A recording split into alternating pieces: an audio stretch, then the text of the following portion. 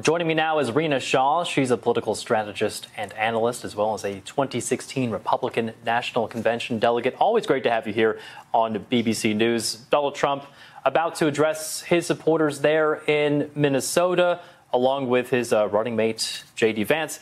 How do you rate the way that this Trump campaign now has switched gears now that they're no longer running against Joe Biden, they're running against Kamala Harris?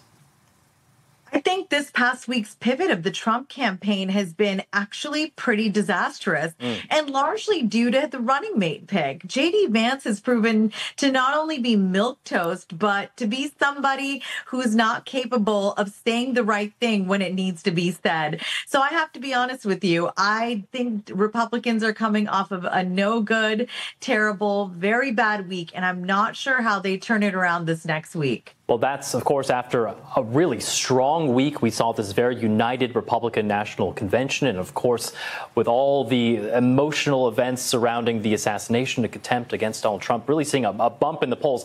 But do you think now that potentially Donald Trump has a bit of buyer's remorse then in terms of picking J.D. Vance as his running mate? Well, look, the yo-yo feeling of this past 2 weeks, I don't think anybody could have ever predicted. This past 2 weeks in Washington has felt like 2 years. And it's not just because of the bump that Trump got from surviving that assassination attempt, but you saw 4 nights of complete unity from Republicans on stage there in Milwaukee. Coming off of that, nobody could have guessed Biden's timing of dropping from this race. There was so much within that 3 to 4 weeks of acrimony spilling out into the public that Democrats had. I think Donald Trump thought he was getting gift after gift after gift, but Biden's timing couldn't have been better for the Democrats. Essentially, Donald Trump, I think, is having buyer's remorse now about Vance because he probably would have picked a woman. There were so many rumors saying that Haley was somebody he was considering until the very last moment. And of course, it's been said a million times over that this pick of J.D. Vance has been a legacy pick and one that his sons were very influential with. Of course, it's only been a few weeks and there is time for J.D. Vance maybe to find his footing here.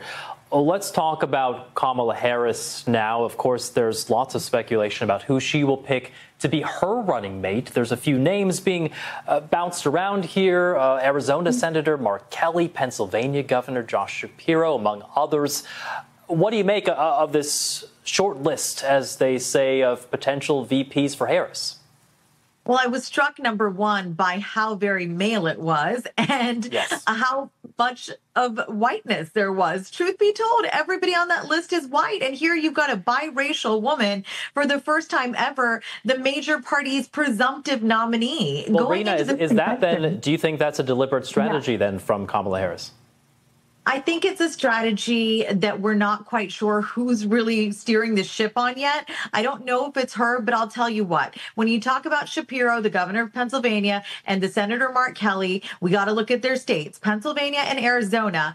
2 different places, but we know that 7 states are the swing states that are essentially going to determine the outcome of this election. So do you pick the guy who's very popular and seems to be a very red state? Mark Kelly enjoys support even from people on the other side of the aisle than him. As a popular Democrat and astronaut, the husband of a congresswoman, former Congresswoman Gabby Giffords, who was shot while she was in duty as a congressperson, he's somebody that has mass appeal and could have it not just in Arizona, but across the board. Pennsylvania Governor Josh Shapiro has been looked at by numerous Republicans and is lauded in many ways. But also, do you want to take that chance given how influential Pennsylvania is? But I would say this, I hope the pick would not be Kelly because Democrats have such a razor thin margin in the Senate. Do they really want to put that in play? Do they want to risk that? So I'm not really sure who would be the best one right now. But one thing is for sure, it doesn't seem a woman, Governor Gretchen Whitmer of Michigan, who is just incredible. It doesn't seem like that will be a 2-woman ticket, if I may go so far. It would have been exciting. Rina, we have about 30 seconds left, but I want to ask you, how long do you think this Harris honeymoon might last? The Democrats very excited, but it's only been a couple of weeks.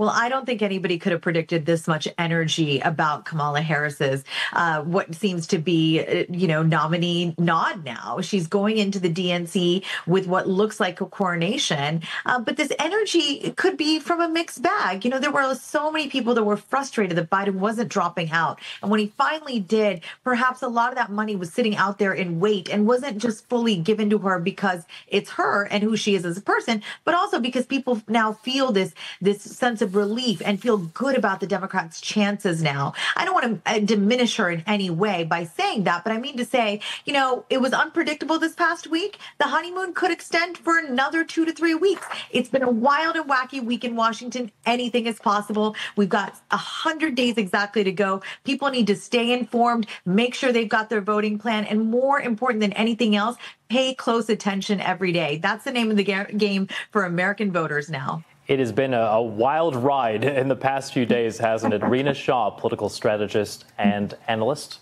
thank you very much. Thank you.